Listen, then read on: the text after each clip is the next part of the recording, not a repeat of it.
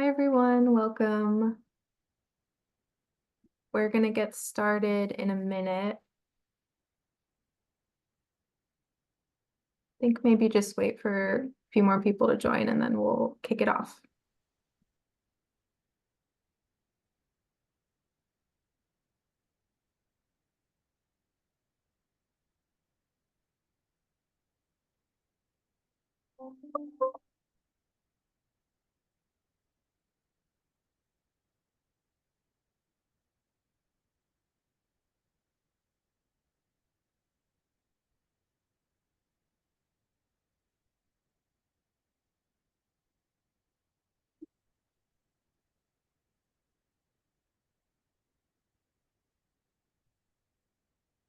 Okay, I see more people are joining. We're starting on time tonight. So hi everyone, my name's Rihanna. I'm just going to kick it off and people can trickle in as they come. So good afternoon, everyone. Thank you so much for joining us for this two-part seminar series. I'm Rihanna Azimi. I work in the Office of Environmental Justice at NJDEP. OEJ is responsible for coordinating environmental justice work across DEP. So for this series, we've brought our colleagues out so that you can hear directly from them about their work. To give a bit of an overview of this project, we planned this seminar series because we've been hearing from advocates that they want a resource to learn more about how DEP works. They want this so that they can better advocate for their communities, and thus the title of the seminar series is Navigating the DEP System. So whether you're just learning about environmental justice or if you're a seasoned advocate, there's always new programs, regulations, and also funding opportunities, and finding out about what those are and what they mean for you or your community is not always super easy. So to try to make this process simpler, we've created this series where you can learn about regulations, programs, and opportunities directly from DEP staff and ask them any questions you might have. We had a few seminars in the spring, and we had one that was supposed to be in Atlantic City it was supposed to be federal and state funding, but due to rain, we ended up changing it around and just had the federal funding part online, and now we're finally able to share with you these presentations on state funding. So today and next week, that's what we're going to focus on, state funding opportunities. So DEP is working to ensure that overburdened communities are treated fairly, and part of that is ensuring they get the resources they need. So this includes financial resources, of course. There's currently a lot of sources of money that target and prioritize environmental justice communities. This is as a result of advocacy from these same communities asking for their fair share. In New Jersey, currently, a lot of that money is flowing to us. So we are trying to make sure that it's being equitably distributed and that people are aware that it's out there. So today you'll hear a little bit about these opportunities and the work that we're doing in line with that. So that's a little bit of background. I'm going to keep it short and kick it off by handing it over to Vince, who's going to do the first presentation.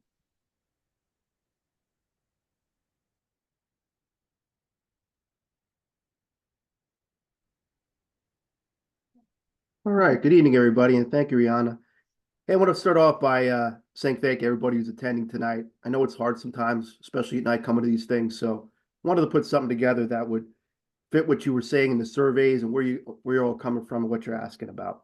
But before I get into that, my name is Vincent Caliguire. I manage a community collaborative initiative. This is my team right here. Next to me, we have Corey, Tiffany, and Catherine.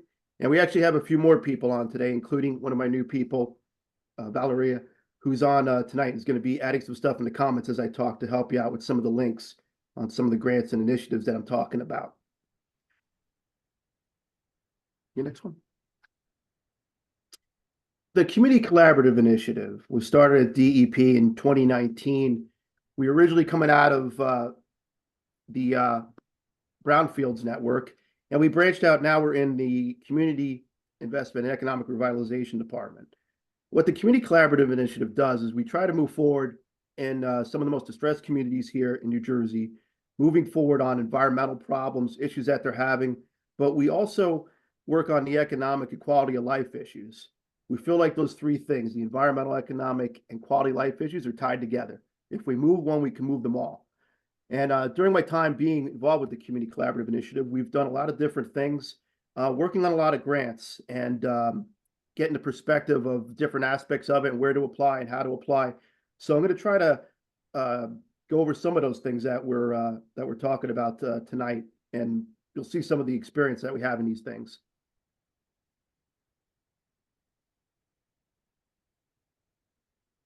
Right now, we have, as I mentioned, we have cities that are assigned to us. We have 12 of the most distressed cities here in New Jersey. We have Paterson, you can see on here, Newark, Bayonne, Perth Amboy, Jersey City, Trenton, Camden, Paulsboro, Bridgeton, Vineland, Millville, and Salem City.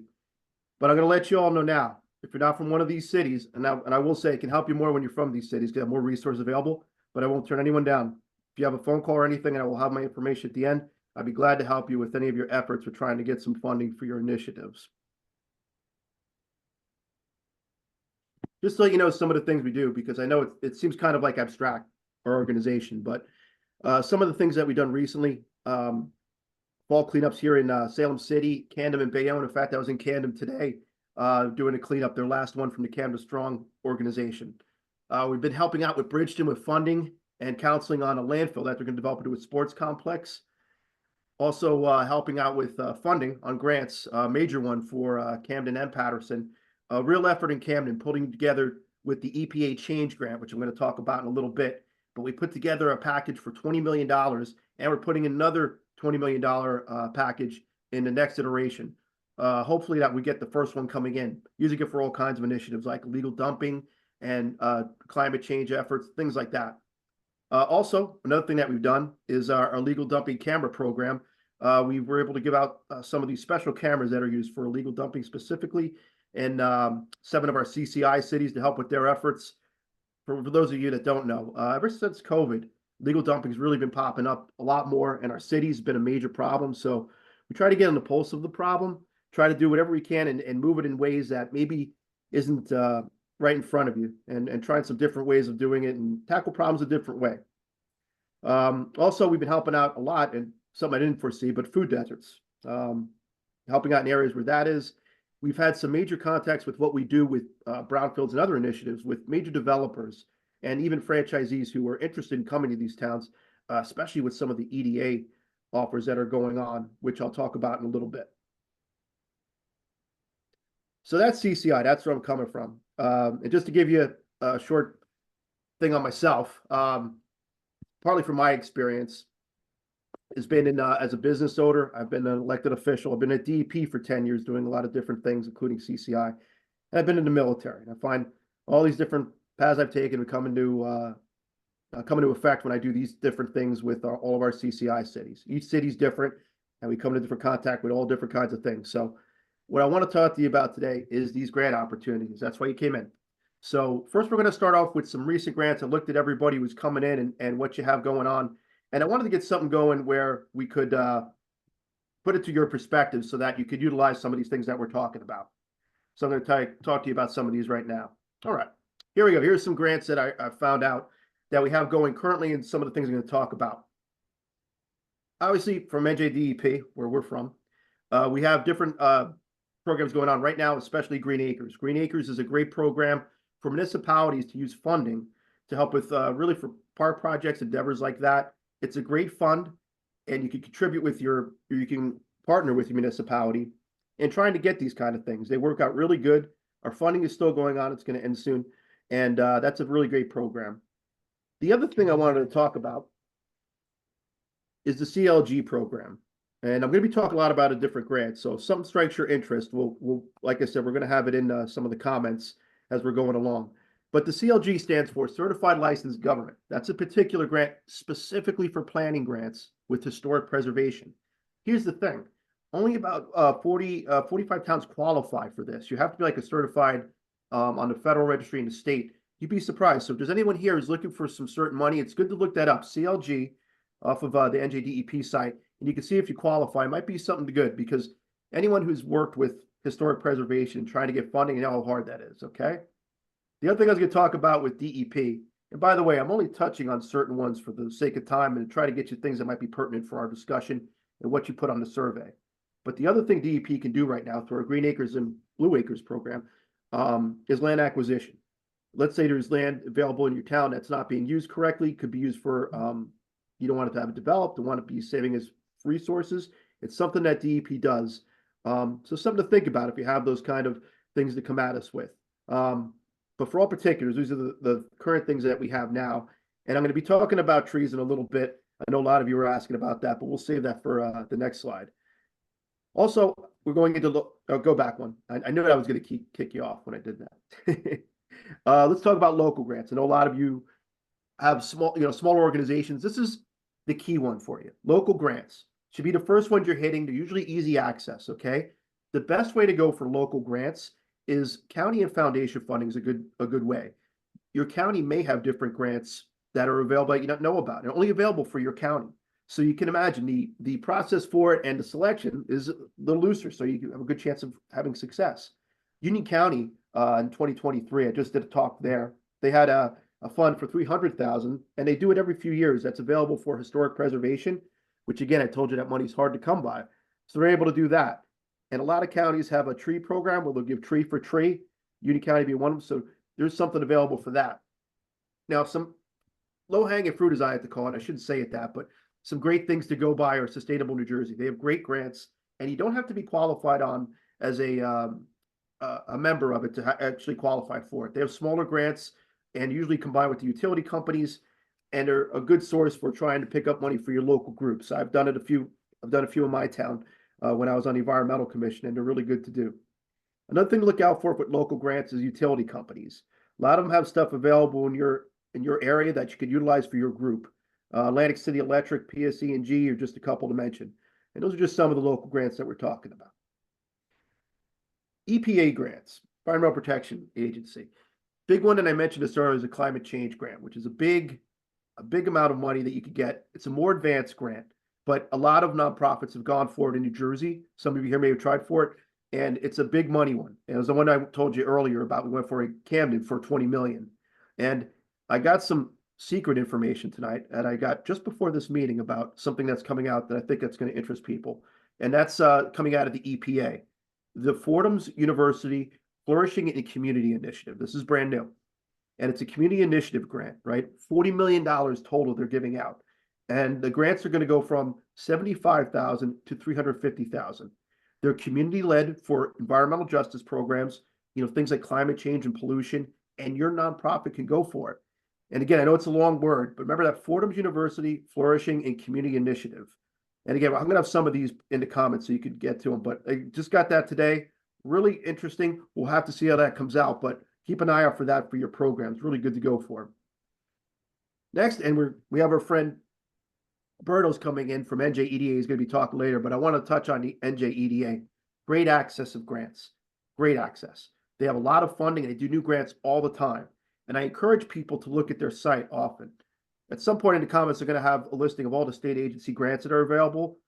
Nice thing to save for yourself. Every agency has some every state agency has some type of grant, pretty much almost all of them. And there's access to them that you may not know about or new programs. So it's always good to be looking at these different things. But not only does the EDA offer business and development grants, which you got into, but also for food deserts.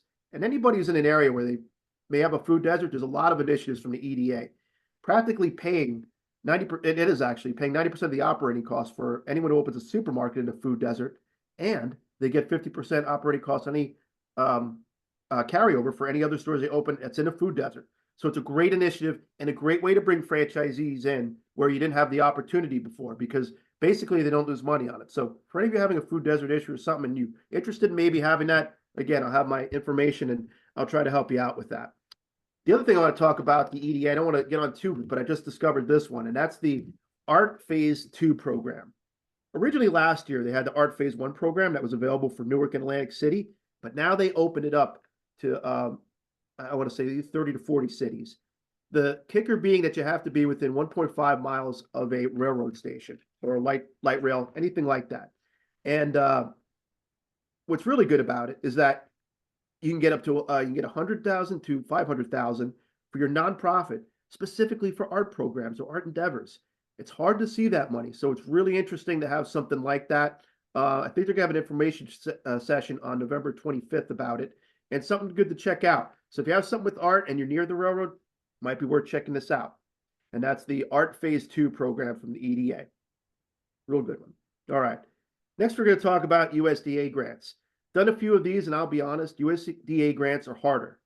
The reason that they're harder is that you're going against the whole country. So you have a lot of applicants, especially in the Midwest. It's very hot for them, I notice, for USDA whenever I put in. Whereas something with the EPA is categorized by region. Us being in New Jersey, we're in Region 2, so we go against New York, I believe Connecticut, and Virgin Islands. So you can imagine the pool is much smaller. USDA being a lot larger. That shouldn't deter you, but you need to have a little more experience when you're going for these kind of grants. One of the good ones that they have for urban farming, urban endeavors when it comes to horticulture or inside growing is the Urban Agriculture and Innovation Production, which is active right now and you can still go for. And that's available for endeavors inside urban areas to deal with farming or food issues, food desert. Hey, the next one I want to talk about is the NJDOT TA grants, we call them, or transportation assistance. Now, one of the people on here today is Judy Winkler, who I've been working with at the Mercer Cemetery. And she recently put in for that at the cemetery. And I have to tell you, our endeavor there at the Mercer Cemetery was big. If, I started doing that, I think 6 or 7 months ago, and the cemetery was being vandalized, was all kind of litter, all kinds of problems and brush and everything. And Judy and her committee did such a great job getting this TA grant for, I think it was like $500,000 to help out with the sidewalks and area around the cemetery, and then getting together and cleaning up. We had volunteers from all over helping out, including the city, and we had some great efforts. And now the cemetery looks clean. We were able to provide those legal dumping cameras that I mentioned earlier to provide security and look for vandals and that type of thing. It's really going in a great direction. So it goes to show, if you have the right committee, the right people who want the right thing, it's possible. The last thing I'm going to talk about for grants that are opportunities is our clean communities. Now, clean communities, some of you I know may know about this, but here's the thing with clean communities. It comes from taxes that we pay in various forms, but each town gets an amount for this, right? The smaller town usually is smaller the total. Smaller towns could be like 15 to 30,000. Bigger cities, get over usually like 150 to, over 200,000. But it's money that's used specifically for cleaning endeavors, projects, parks, buying equipment, anything like that. So it's good to look at, especially if you have a smaller organization, to try to find out who your clean community organizer is in your town. Each town has one. You can talk to them. A lot of times we hear from these clean community ambassadors that, hey, we don't know what to do to spend the money. So it's good to know that person and try to get, something for your group that will work and help you out in your endeavors. And I know I mentioned trees before. I want to talk about this. I know in some of the comments that you left in the surveys, folks were asking about what's available for tree planting and things of that nature. There's a ton of things right now, and especially it came out last year. Our forestry department here at NJDEP was offering a lot of different funding capacities and grants that we put out last year. And right now, actually, there is a grant available for planting that you can still go for if you need those type of things. The green community grants, they're great, getting multiple money for funding for planting, and then later on you could get the money for actually getting the trees and committing on those endeavors that you find out through the planning grant. There's going to be a webinar on October 27th, 12 to 1, and we'll try to put that in. But that's the green communities if you're interested in that. But other ways of getting trees for your communities or trying to find different ways of obtaining those things, the Tree Foundation. They're a great source. They do all kinds of endeavors. CCI has worked with them before, and they always have different things going on, different plannings. Great folks to know on that. Also, your town, your county may have tree endeavors where they're trying to, give you trees, use to plant or anything like that. So it comes across great. And of course, your Arbor Day Foundation. There's always trees available. But I have to say, since the last couple of years, I see more money for planning and planning for anything to do with trees. And here's a great reason why the trees are important. I mean, forget everything else with breathing and keeping us alive. We got to love that, right? But even more important, here's the thing they do. They keep the buildings shaded, right? They prevent all that heat from hitting our cities. They're really good to plant, and they help with stormwater. So there's a lot of ways to use them. The more trees we plant, we're better in a whole bunch of ways. So if ever you're looking for a good endeavor, planting trees is always going to be a winner. All right. Now, talked about different grants you could apply for, and I was just partial of them. But let's talk about some funding strategies and things that we've discovered that can work for you and try to push forward. And these strategies specifically I want to put for nonprofits and locals, so a lot of you coming from. First off, get the right people, be a few steps ahead, right? We've all had it where we've been on a committee with someone who's difficult and it makes things harder, right? And so you want to get the right people, and you may have difficult people, but if they know what they're doing, you can work with them. That's a good thing. The other thing, when you get your people organized, you want to be a few steps ahead. It's harder going for a grant that's due next month rather than planning that's a few months ahead. So ideally, you want to always be ahead of the game, and that takes some time because if you're in your first year of doing it, you got to build up a timetable.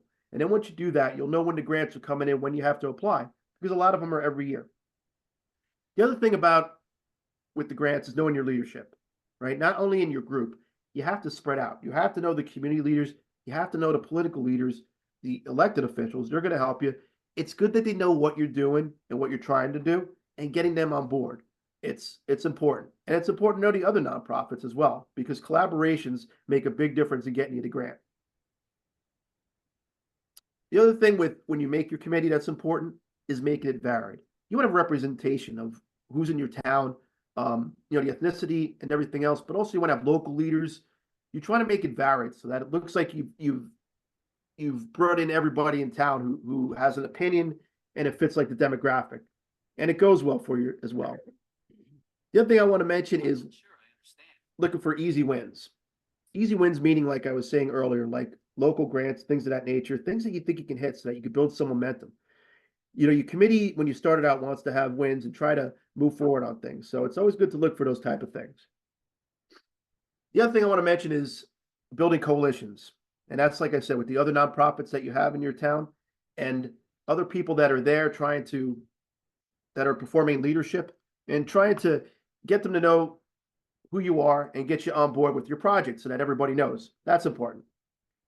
The other thing is the contractors that you may use. Now, the contractors are going to maybe giving you estimates, things of that nature, but they're waiting to hear from you and waiting to get you the grant as well. So it's important to involve them, include them. It works out for them when you get the grant. So important to include them. Getting estimates and things of that nature will help you out a lot easier. Another important thing, the mailing list. With some of the sites that we're mentioning here tonight and some of these organizations, it's good to get on the mailing list so you're always aware of what's coming in and what's coming out, especially from some organizations like the NJEDA, which have active grants coming out constantly, so you're well aware of what's coming in and out. Checking websites such as grant.gov and other ones. But again, if you're on the mailing list and seeing that, you should be okay. The other part about with funding strategies for your local nonprofit is a business administrator. For those of you who don't know, business administrator is sort of in charge of running the town. They're a full-time employee. For most towns, you don't have a full-time mayor or council. They're part-time.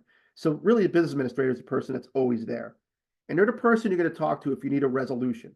A lot of grants, what you need is a resolution from the town saying that they support it, or they're behind you in some capacity. So it's good to know the business administrator, but keep in mind, they're not going to do the grant for you. They're the busiest people in town, but it's good to have a relationship with them so that when you need a resolution, maybe, in short notice, that you can call them in, have them put that through. But again, if you're communicating with your leaders and put word out there, you should have knowledge of these things. But keep that in mind with the business administrator. And last for strategy is, if you do have the win, you got to follow through. We see this a lot at DEP where people put in grants, like say for Green Acres, they get the grant, they've made progress, but they haven't finished the project, and then they're applying for a Green Acres grant again in the next year. And guess what? That can hold you up. So really important to follow through and report. And even if you're behind on the project, report. A lot of people on these committees or on other committees as well, so they know when some towns or some organizations are doing better than others, when they're able to follow steps and come through. So it's something important to remember, because having a bad example with one may deter you from other grants, and you don't want that. All right, let's talk about some keys from grant writing. I'm going to go over some of these for the sake of time, but let's talk about reading the grant, knowing what they're asking for. That sounds like juvenile, right? Saying that, but you'd be surprised. Like these questions, particularly when on some grants, they're getting points each question, each part of it. So you need to go back and make sure you're answering each part of the question because you may miss out on points. Even if you don't have like a real answer for it, try to put something in small at least, but don't just avoid the question because you'll miss out on the points. So that's something to remember. And as you're writing, look over to see if you're answering the question. The other thing to do, buzz terms, buzzwords, right? Things like environmental justice, food apartheid. I mean, even sometimes I'll use military jargon if I know somebody on the committee or I think I might get somewhere, something like force multiplier. But using these kind of terms and narratives may seem silly, but they set you off in their head about, hey, this person knows what they're talking about, and they may be using mechanisms to try to find certain words and buzzwords to see how many times it's repeated back in the grant. I think some of the larger grants, when they're dealing with hundreds of applications, I suspect that they do some things like this. The other thing, emphasizing your points several times. If your project's something like, let's say, getting a new pool, right, for the community, you want to emphasize the reason why you want the pool, where you're from, and why, the people in town need it, that kind of thing. You got to set it so that when they're reading it, they're going to remember you. And that you do that by emphasizing the point several times. So they know your city, they know your problem. And if they go to another one, they're going to say, oh, okay, I remember Salem City wanted a pool. And they had a real problem and it works that way. So it doesn't hurt to put out your distress on these grants. In fact, if anything, you should highlight the distress. You're going to get more points for it. Put it out there. Don't be afraid to put something. I hate to say it, but kind of like when you're in a stress situation, or distress sound, or you're overburdened community, you want to put it out there so that they know all the problems you're facing and you get more points for it. The other thing to do is emphasizing previous projects that you may have had success with. That goes a long way because people doing the grants want to make sure you can follow through. And the best way to see if you can follow through is through previous success. So don't be shy. Make sure you're putting some stuff in there and, show off a little bit so that you can be proud of what you've done. Because these things are hard. The other thing is knowing budgets. I know no one likes putting budgets down, but you got to know it and justify it. All your costs that you're putting into it. The thing to remember too is you may have inflation. You may have costs you're not thinking of. Put that in on it. There's ways of bumping it up if you can't meet the minimum, and there's ways of decreasing if you can't get it. But a clear budget is going to help you get the money if they can see what you're doing and how you're going to do it. And the other thing about this is knowing the limitations as you're going on, because you may have things that are holding you back from it, and you may hit hurdles. Know like a small victory works. If you're getting part of the money, that's fine. And these things may take time. You may have to do it in several phases. So keep that in mind when you're doing these things. All right. Talk about grant writing again here. As I mentioned, be flexible with the goals and objectives. All right. That's important so that you can keep going and try to get the funding that you may need or switching it up. Another thing I do, and this comes in really handy with local grants and things like that, we're on smaller websites, but write the grant in Word or Notebook or however you think, and do a copy and paste on the website. The reason I say this, and I'm sure some of you have experienced this, you're on a website doing your grant, you're almost done, and it crashes. Now who doesn't like that? That's a terrible thing. So put it in Word. This way you get yourself some slack and you can put it in there and it will be a lot easier. Plus, you can do spell check. Sometimes on the website, you can't do the spell check, and you want to have a very professional package when you put it in. Another thing I tell towns, and this may not necessarily apply for nonprofits or things of that nature, but hire a grant writer. Anybody I say with grant writing, you need someone who's competent, who can write in a good way. And I always say, a college student, English major, someone good, part-time. If you need help for your organization, sometimes on these grants you can put in for that, can help you out a long way. And if you're a town, I definitely recommend it, trying to get something like that, or even like hiring a grant agency or something like that. But it's good to have a grant writer. Hey, the other thing, and if you don't know this already, I've been talking about it, know the grant people. Make sure they know you. If they have a webinar, make sure you're on it. Make sure you're asking a question with the camera on so they see your face so they know who you are. As all of us know, it's harder saying no to someone that they know a little bit. It is. So go to the webinar, ask questions. If they have special sessions, go to it. Let them, it's another opportunity for you to put your grant forward to get it out there so that they understand it and they know it. And that's what your goal is. So it's not just about the writing. It's about all the other things you have to do after that and in between. So getting your face out there, letting them know the project any way you can, it's a good way to do it. Hey, the other thing we're going to talk about, artificial intelligence. Helps out a lot. Indeed. I mean, for all kinds of things. So I've been using it more. And if for those of you haven't, I mean, just do a search on, free AI. You could do stuff like, why is Camden a distressed community? And then, you see what comes out. Now you have your narrative a little bit, make it a little bit easier that way. So it works out good that way. The other thing, using a timeline. If you're doing grants as you go along over the year, you may lose track of them, things you applied for, when things are coming back, and when you owe certain things. So keeping a timeline for your organization, really important. The other thing with larger projects, we talk about this, putting them out into phases, especially with something when you want a brick and mortar type of grant, or you're trying to make a building, something like that. You want your planning grant, and then you want to go into something else, which your brick and mortar and the carryover. So again, remember phases and victories, no matter how small, are a victory. So remember that. Hey, while I was doing this, I had one of our new people coming on, Zach Reed's here on the bottom, has worked recently in Nebraska for the state of Nebraska, and he had some things to give me. I thought really pertinent, might help you all out. Talk about a few of them. If you can't fund the entire project, utilizing a selling point next year, that could be through matching funds. A lot of grants have this, where maybe you got partial of the money, and you can use it as a matching capacity for another grant. So that's a good way of keeping it in check.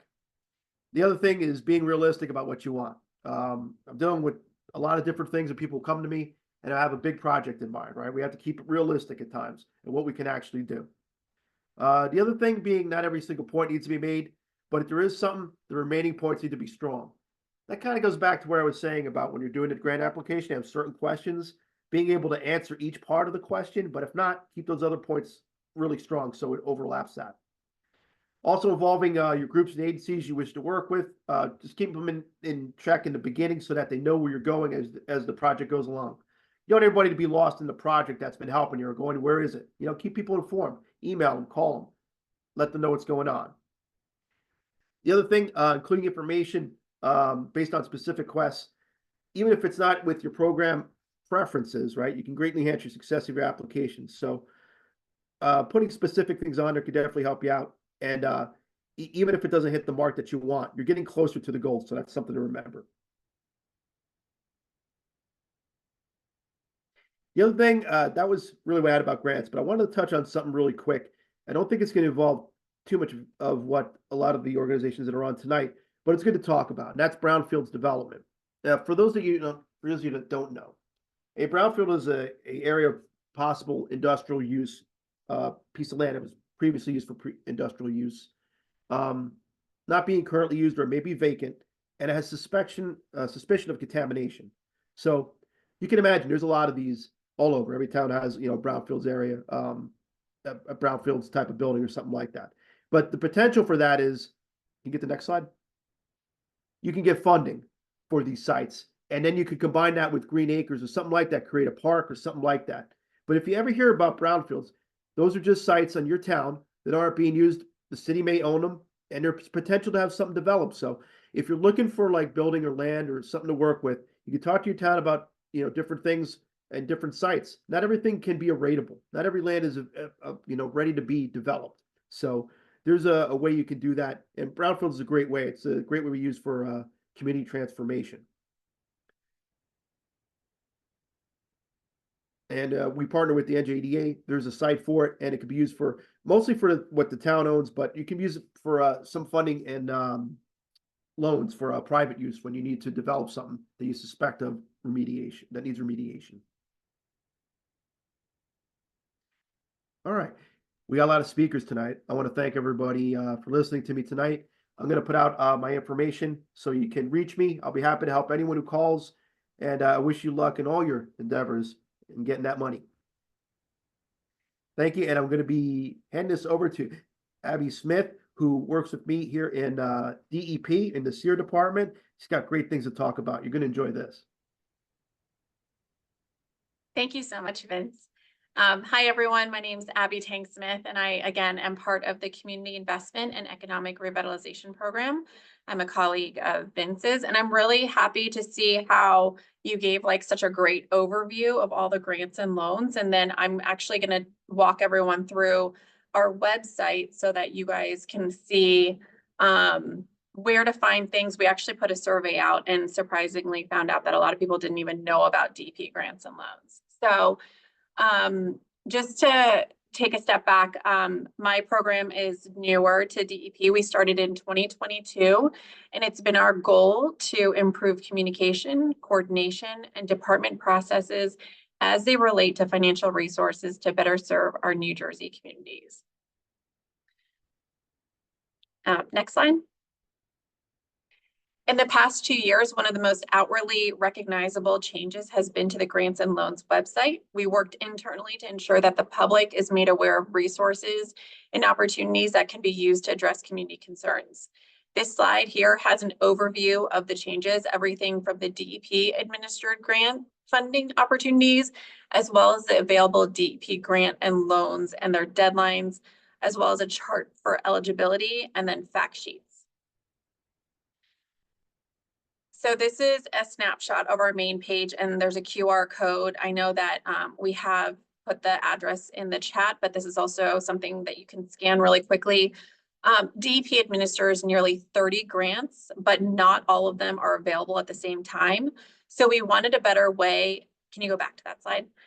We wanted a better way of conveying this to the public. So our grants range from open space preservation to community forestry to drinking water and radon awareness. On the main page, you'll find a spot for email notification, similar to what Vince was talking about earlier. If you put your email address in here, you'll be able to be notified of all the DP grant opportunities as they become available. And at the moment, we have more than 1,200 people on our distribution list. From the main page, we recognize that you're probably visiting the page because you want information about an environmental need. We highlight what grants have an upcoming deadline and which grants have a rolling deadline. And that means you can apply for the grant at any time. There's also a tab for our full list of grants and loans so that you can see what type of grants the department offers, even if we don't have the application open at the moment. And finally, we also have a keyword search that you can type into. So if you're looking for something about restoration or rehabilitation or electric, you can find the relevant information and you're not simply looking at a grant name. When you click on the grant names, you will be taken to a page that gives you an overview of the grants in a more uniform manner. Our page is meant to be a landing page for all the DEP grants that are administered through the DEP. So people looking for grants, and we wanted to have all the information up front. The individual grant pages, you will find information specific to the purpose of funding. There will be a link to the application as well as important dates related to the funding, such as webinars for applicants or deadlines as to when they should apply. You can also see if your organization or agency is eligible for more information for procedures on how to apply, whether it's an electronic submission or a paper or by email. You can also find a link to the specific program to find more information about the grant so that you can see what they might be looking for. Eligibility varies for our grant and loan programs. So the grants and loans are primarily available for for governments and nonprofits. So my staff put together an eligibility chart to help applicants navigate the programs. The topic areas include clean air, climate resilience, cultural and natural resources, environmental justice, public health and well-being, waste management, and site remediation, as well as water. At public events, we've also developed a postcard and brochure for attendees to read more about the grants and loans that DEP offers. Next slide. We're following the same tags that I just shared on the previous slide for the eligibility chart. If you're interested in a copy for your event, please let me know and I can send them to you electronically. And I mentioned fact sheets. This page is dedicated to inspire you on how you can maybe use an example of what a town did in a previous grant or loan phase, and how they leverage DEP funding and other agencies to help solve problems and take advantage of opportunities. This was a direct ask from our commissioner, our Office of Local Government Assistance, and other state agencies. Categories, again, vary: coastal protection, EV fleets, site remediation, stormwater, municipal recycling, and much more. The pages are filled with information to offer creative financial solutions for local officials and residents. The document identifies a case study where a creative solution was found, and in the end, through the leveraging of DEP funds or nonprofit or non-DEP resources. We highlight challenges, solutions, methods, and finally, results and benefits. Last slide here, there's a new tool that came out from the Department of Treasury. It's a resource that was recently introduced by the Grants Management Office in partnership with the U.S. Digital Response Group. And this is a new QR code so that you can sign up for it. The free software helps organizations look for federal funding opportunities through advanced search and collaboration tools. So it's similar to grants.gov, and actually all the grants do come from grants.gov, but there's a way to collaborate with your group. If people in your network, in your agency, whether it's government or nonprofit, you guys can actually share and track how you're talking about a specific grant. Next slide. This is a snapshot of the search page. You can start by naming your search and then refining it using various filters, including keywords, opportunity number, funding type, eligibility, and grant category. You will also be able to share the grant opportunities you find with others within your organization who have registered for the tool. The Federal Grant Finder is administered through the Treasurer's Office, and you, again, scan the QR code to register for the tool. And once your account is set up, you will receive an email confirmation with a link to access the Grant Finder. Thank you again for your time. And if you have any questions, feel free to email me. And the link to our grants and loans page is also on your screen. And I am handing it over to Alberto over at EDA. Thank you, Abby. Thank you for all that information as well. And thank you all for joining us. So my name is Alberto Garrido. I'm a small business liaison with the New Jersey Economic Development Authority. I'm joined by my colleagues, Rick and Sean, who will also be presenting on several resources that we have available for businesses in New Jersey. And basically, considering the audience, we thought it would be more appropriate to have Sean present on our clean energy products, and then we'll go into a little bit on different financial resources, grants, and loans that we have available for small businesses in the state. So I'm going to share my screen, and let's get this presentation going.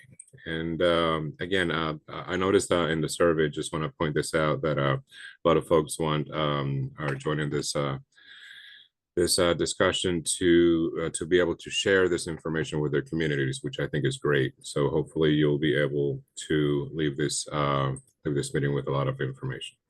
Okay, so 1 second.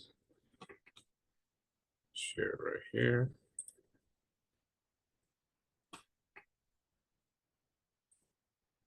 There we go. All right, Sean, it's all yours. Great, thanks, Alberto. Just making sure you're looking through the slides.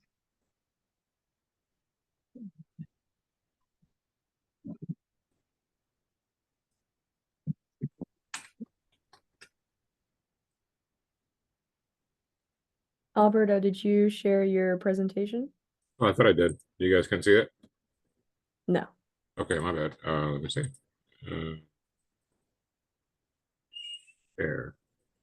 Is that better? Yep, great. Okay, thank you.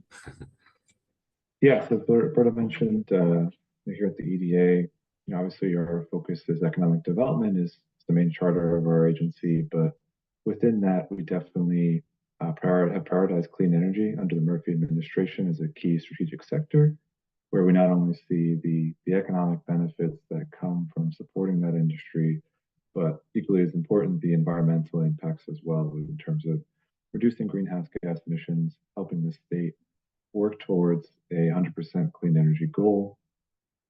overall the economic benefits and development and job creation that come with supporting that sector. So today I'm going to highlight a few programs that are relevant to clean energy here at the EDA. They're by no means exhaustive, but I'm going to give you a snapshot of some of our programs and the opportunities we have available. And as Alberto said, even if this is not something that you directly can apply for, we definitely appreciate your help in getting the word out to those in your community and those in your networks, and making sure that it is available for one who is eligible to apply. So the first one I'm going to highlight is the NJZIP program. This is a voucher program for medium and heavy duty zero emission vehicles. That's everything from a cargo van all the way up to a large tractor trailer. And these are battery electric, or in some cases even hydrogen fuel cell electric vehicles that all are zero emissions at the tailpipe. So don't have any of the carbon emissions and other co-pollutants that come with conventional diesel burning and gasoline powered vehicles. What this program offers is vouchers, so grant money essentially, to reduce the purchase price of the vehicle. And we have base vouchers set per vehicle class, and then bonus funds for minority, women, veteran-owned businesses, and especially relevant for this group, vehicles that operate in urban communities.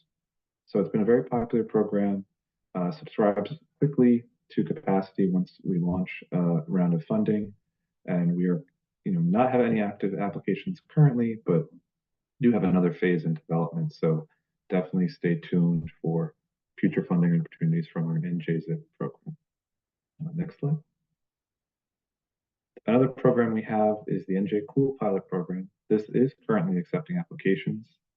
As a pilot program, it's a limited geography right now to buildings in Newark, Edison, and Atlantic City, but we do encourage you to come still pay attention, keep your eyes out, because there is potential in the future to expand that to other geographies in the state.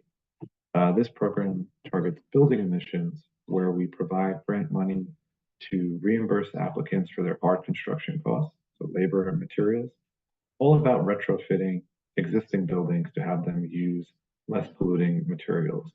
As I said, this is actively accepting applications as we speak.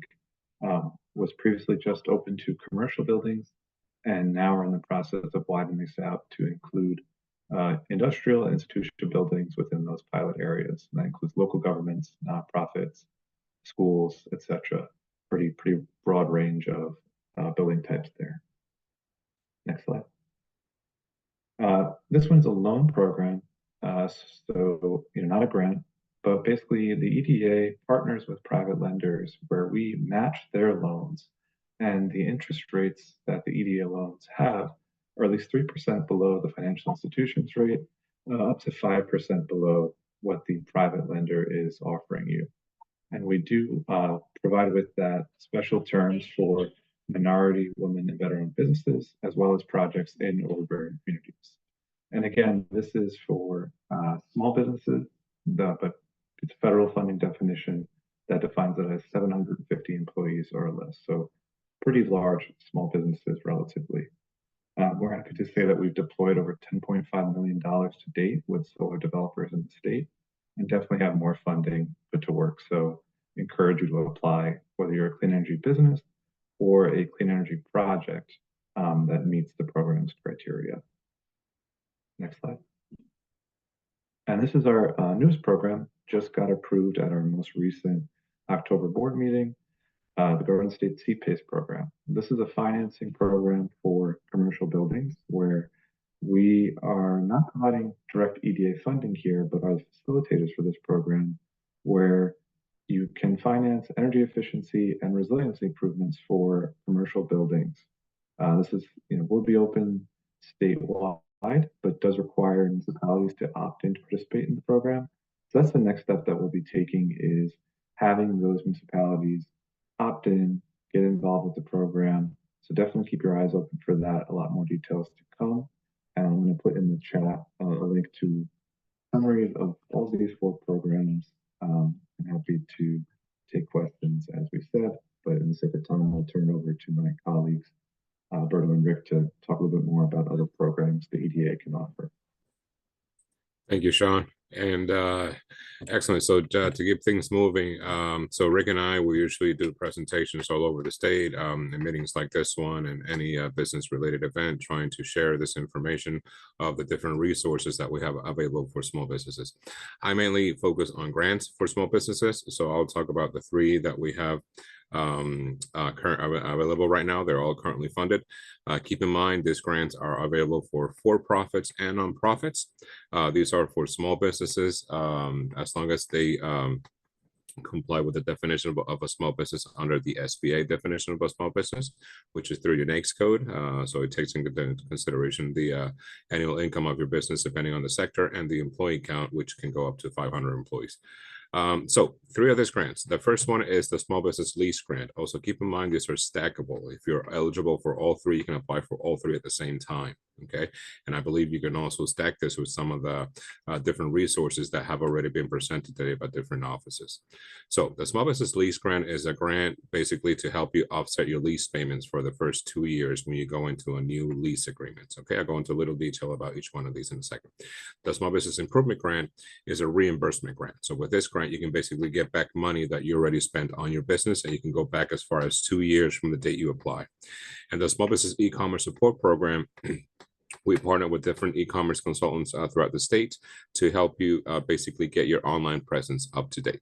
Okay, so the first one is a lease grant. The important thing about this one is you have to go into at least a 5-year lease term. Okay, it's got to be between 250 and 10,000 square feet, and it can be larger, but the grant will only cover the first 10,000 square feet. And once you sign your lease agreement, you will have 12 months to apply for this grant. Okay, so the way that it works is that once you're approved, the EDA will cut you a check for 20% of your first year annual lease payments. Once you make 12 months of lease payments, the EDA will give you another check for 20% of your second year annual lease payments. Okay. If you have multiple locations, you can do this one application per location. Okay. And this is a great resource for, especially for home businesses that are looking to move into that brick and mortar location, and for businesses that are looking to expand. It's also a great resource for developers that are renting out space or leasing out space as an incentive, you know, because this is intended for tenants to benefit from this grant. Okay, I will also make all these details available, if my information available, so I can share all these details if you'd like to follow up with me later. All right. Again, this is just one of the main important things that you need to consider with this grant. There's a minimum wage requirement and a time requirement. So basically, if you benefit from this grant, you have to commit to pay your employees, whoever you have on those WR30s, at least 120% of the minimum wage. Okay, for restaurants or businesses that have tipped employees, it would be the minimum wage for tipped employees, which is much less. Okay. If you're approved, you will be required to pay a $100 non-refundable fee, but this is pretty good deal considering the average grant amount is almost $25,000. The improvement grant. This is a great resource for folks that are looking to get back money that they already spent. So basically, it's a reimbursement grant that you can request a state to reimburse you for purchases of new furniture, fixtures, and equipment. And if you have that brick and mortar location, you can also include repairs and improvements. You can go back as far as 2 years from the date you apply. So if you apply today, October 15, 2024, any invoices you can find from October 15, 2022 until today could be eligible for reimbursement. Okay, keep in mind, this is mostly intended, like, just to give you an example, say you have a brick and mortar business, say you have a restaurant, you need to buy a new refrigerator, new tables, new new oven, maybe you need to do the floors, the walls, plumbing, electrical. All those could be eligible for reimbursement as long as you save the invoices. Okay, and they're within that time frame of 2 years. All right. And nonprofits, if you're home based, you can also be eligible for this grant, but you can only request to get reimbursed for the purchase of new furniture, fixtures, or equipment, not for the repairs or improvements, because those will be considered repairs or improvements to your home. Okay. So again, the important thing is the invoices. You can get as much as $50,000 back with this grant. So it's a great resource. So if you submit $100,000 worth of eligible invoices, the state will give you back as much as $50,000. All right. With this one, if you have multiple locations, you can do one application per location. One application across all locations. So if you have again multiple locations, so you have different expenses across all those locations, you would include them in one application. So it's one application per EIN. The wage requirement is the same. You have to commit to pay your employees 120% of the minimum wage. The time requirement for this grant, if you benefit from under $25,000, you have to commit to stay in that location for at least 2 years. If you get $25,000 or more, you have to commit to stay in that location for at least 4 years. If you're home-based, that doesn't apply to you.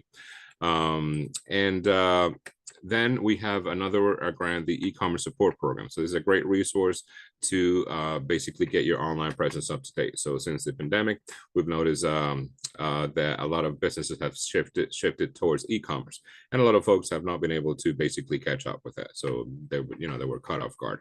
So this is intended for 3 sectors: restaurants, retail stores, and personal care businesses. Retail stores, as long as somebody can walk into your business and purchase either a product or a service, it can be considered a retail store.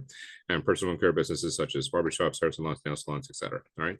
Nonprofits could be eligible, but they have to have that business component to the to their annual to their income that cannot be solely on donations. So they have to provide service. Best example I can give is like a childcare service as well. Okay, so that's basically just so as a nonprofit to qualify for this grant. So basically with this grant, if you're eligible, you contact one of the vendors that we or the consultants that we partner with for this grant, and you sit down with them. You have a conversation with them. They are the ones to tell us if you're eligible or not. If you are, we basically cut them a check for up to $11,400, so you can sit down with them and benefit from any of their solutions to your website. Again, it's a great resource to get your online presence up to date, and just get that get your website going. And these are the vendors that we partner with. Again, they cover different regions of the state, and there's no application for this grant, so you contact them directly. You choose who you want to work with, and you give them a call. Okay, turnaround time for all 3 grants. For the lease grant, if you apply today, is 2 to 4 months. For the improvement grant, is 6 to 8 months, and for this one is days, if not immediately, because you have to just reach out to them directly. Okay, we'll put out detailed information about all these resources, but I want to make sure that Rick has some time to present on his products as well. Rick. Thank you, Alberto. So my name's Rick Ty. I'm a business development officer with the New Jersey Economic Development Authority. You've heard about a lot of great grant programs. I focus on lending programs in the business banking department of the New Jersey Economic Development Authority. So our 3 main programs are the Small Business Fund, we have the direct loan program, and then we have a premier lender program where we can partner with your bank, and basically the bank can leverage our resources to make more loans to small businesses. We can lend to small businesses or to nonprofits. We are, through these 3 programs, collateral-based lenders, meaning we would need collateral like real estate or equipment to do these loans. We can lend anywhere from $100,000 up to $2 million. For the Small Business Fund, we can go as low as a 1.0 debt service coverage ratio. For the direct loan and premier lender program, there's a jobs component to that, where we're going to be looking for 1 job for every $65,000 in EDA participation. And as Alberto said, we can talk more about that. We do have a couple of other programs that I'm going to briefly mention if we can skip forward, Alberto. So those are all the banks. So here we are. So the Capital Access Fund is a working capital loan program for nonprofits or for-profit businesses that perhaps don't have collateral.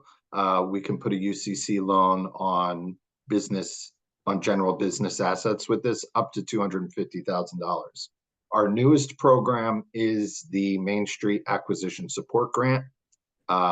This is to help with closing costs for a loan with us or with a bank or any other qualified lender, commercial lender, up to $50,000 for those closing costs. And also we have bond financing, which is for nonprofits, manufacturers, and certain other exempt facilities. It's a tax advantaged way of borrowing, so it saves money for the borrower and also for the lender. So lower interest rate through bond financing, generally applicable to larger dollar amounts. Alberto, we're going to share our contact information, right? Yeah, so I want anyone to feel free to reach out with any questions that you have about our lending programs. Obviously, Sean and Alberto are going to be happy to answer questions about the programs that they talked about as well. But we appreciate the time and the opportunity to give a quick commercial for some of the resources that we have available at the EDA. Yeah, we're gonna put our information in the chat, our emails. Anybody who wants this, not just a presentation, we also have great flyers that have detailed information about all the eligibility criteria, and we also have it available in Spanish. Okay, so if you want to send me an email, or Rick or Sean, about any of the resources that we presented on, we're glad to follow up with you. Thank you. Thank you, guys. Thanks, everyone. These are really... So let's jump into the Q&A. There's already a few questions in the chat, and if you guys have any more questions, please feel free to put them in the chat or raise your hand, and we'll try to call on you. So I'm gonna go back to one question I saw earlier from Bright. Can you provide more information about how to contact a Clean Communities advisor? I think, Vince, that was for your presentation. Yeah, I think so. And Larry put in the link inside the chat. But the best way to contact their Clean Community advisor for their town, be like to contact their town itself, probably the Public Works Director. They would know who that person is. But each town should have someone who's assigned to be their Clean Community Coordinator. But the town would know better. But it might be on that website as well.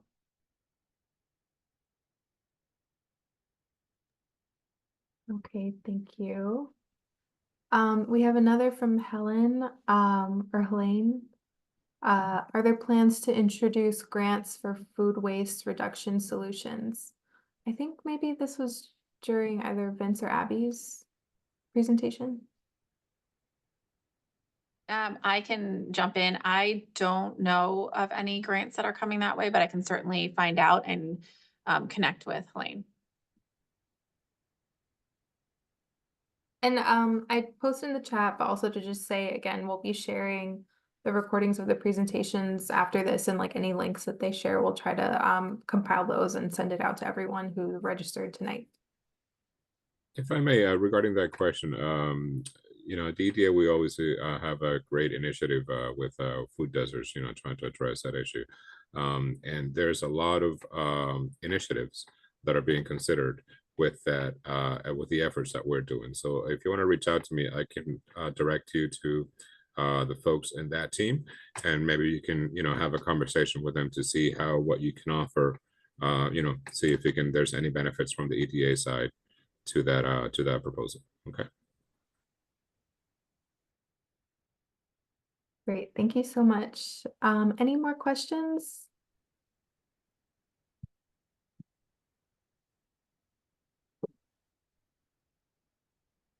Hi, Rihanna.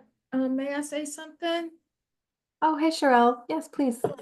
I just wanted to say thank you for doing this. Thank you for putting this information out about all the grant opportunities.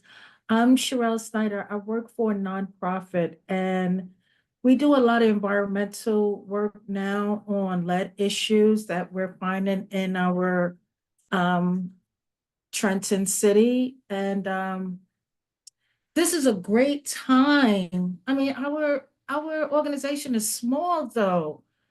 Even if we got the money, we wouldn't have enough capacity to get the work done. All this money is here, and I I want to go for it. I want to go for all of it just to get the cleanup done.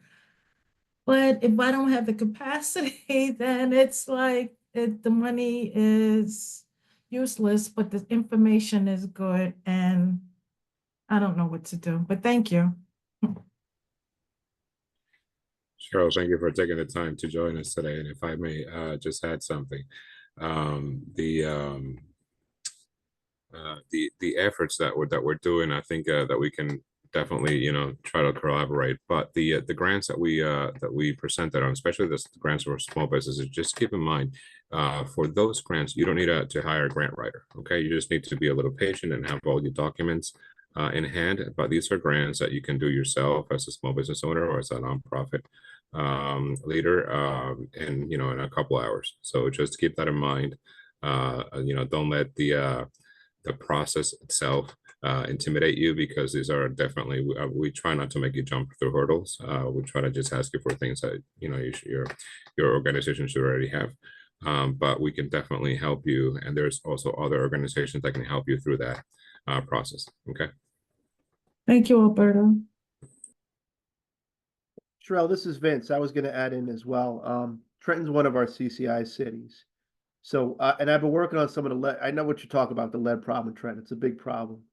And we've worked with some different organizations in Trenton trying to, move this forward. But it's something we have our eye on. No, it's a big problem. You're absolutely right. And I'm glad you're working on it. I want you to get discouraged by it, and you have my contact information. I can probably help you out a little bit. There's workforce grants too to get something together, but it's such a tough issue because with the lead paint and things like that cause the problem. They actually leave, like, there's particles, and that's what people are bringing in when they're coming in from like infected ground contamination or walking in their place and that kind of thing. So yeah, just because it's a hard nut to crack doesn't mean we can't crack it, though. Hate to see people lose faith on something. There's always a way. I'm gonna bring back, the Mercer Cemetery. If you look there 6 months ago, I thought, oh my gosh, we have all kinds of issues and homeless people here and vandalism, people knocking over tombstones. But yeah, there's a will, there's a way. But and I'm glad Alberto mentioned something too. But we'd be glad to help you out. And like I said, we have some different endeavors that we can move forward on there for you. I'll be reaching out to you both. Thank you, Vincent.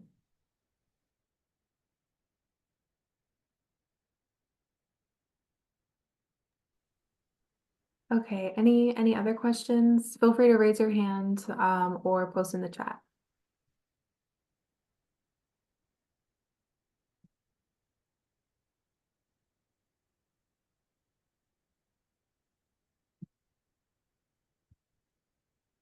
Okay, seems like maybe people are processing. We did slot out about 15 more minutes, I think, for Q&A. I mean, I don't know if the presenters wanted to maybe add one more thing since we have a few minutes. Maybe something they kind of like touched upon but didn't have, we're trying to like stick to their time, which everyone did.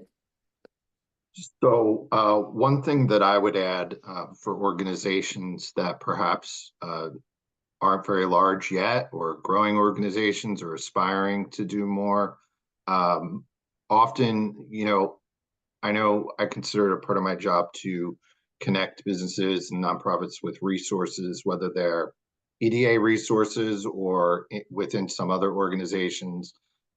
We partner with community development financial institutions.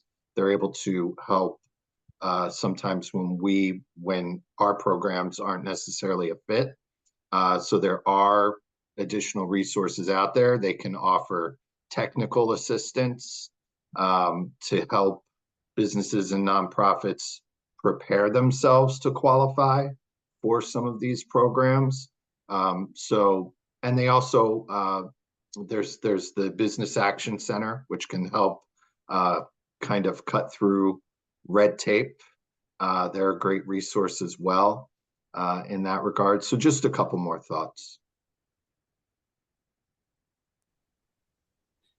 To piggyback on what Rick was saying, yeah, that's very I think essential when you're leading a small business or organization to have access to all this information. And just like we're doing now, we're different offices from the state, from different fields, and we're just trying to make sure that you have as much information possible. But do reach out to your towns, reach out to local, to your community leaders, because New Jersey has a lot of resources available. It's just a matter of you knowing, what door to open, who to reach out to. So even if we don't have what might benefit you, what's a good fit for your organization, we might know somebody else or another person at the state level or at the federal level who can assist you. But be proactive with this. It's great that you are here with us. We thank you so much that you actually took the time to listen to all this. But continue that with that momentum, and just dig out all the information that it's out there, locally and at the state level, because there are resources out there. Yeah, and I would just add to that, and Vince had made a great suggestion to reach out to your local elected officials or the business administrator or the mayor's office. Also, don't forget about your county government, the commissioners. If your county, they may or may not have a county executive, but I think they all have commissioners, and your state representatives as well. Even your congressman's office or congresswoman's office, folks who work in those offices, the constituent services folks can connect you with resources that perhaps those of us on this call don't even know about. So there are always more places to explore and find resources.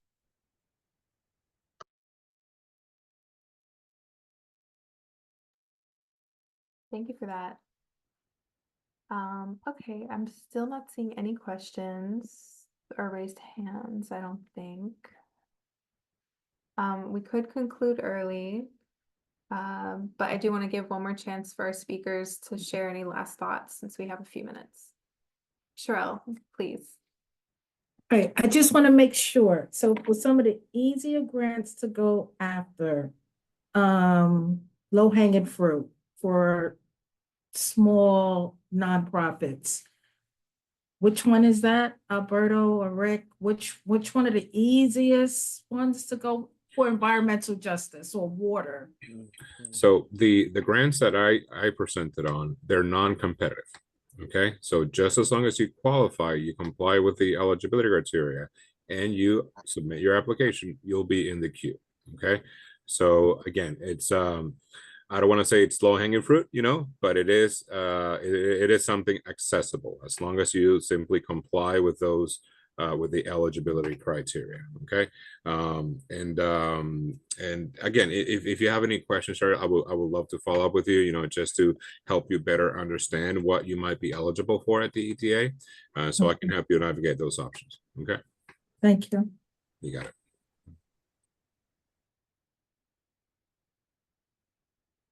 Okay. Sorry, I didn't answer. It was the lease grant, the improvement grant, and the small business e-commerce support program. So again, the one that helps you with the lease payments, the one that helps you get money back that you already spent, and the one that helps you with the website. Okay.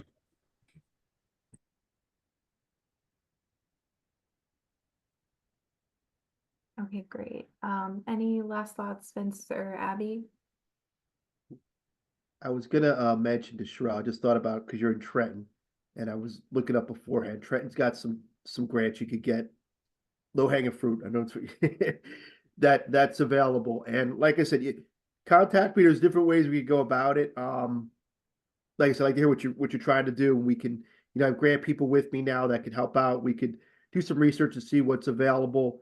At least get you started, because like I said, the sled issue is really big. I have some thoughts on it too from working in it and Trenton a little bit about what's effective, what isn't, but and what actually works, because I'm a big on person on, can we do this?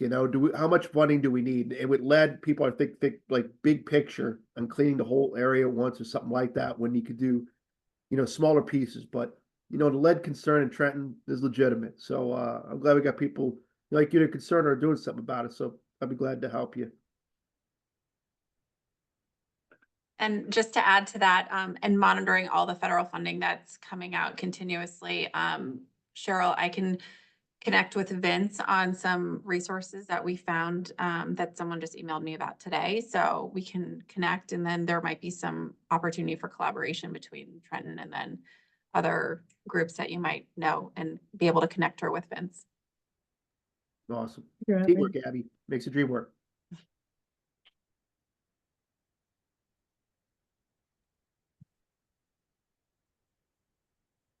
All right. Well, thank you guys so much.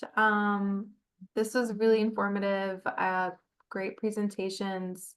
So just to conclude tonight, I said a few times, but just to reiterate, we're going to be sharing the links from this meeting with all the registered attendees.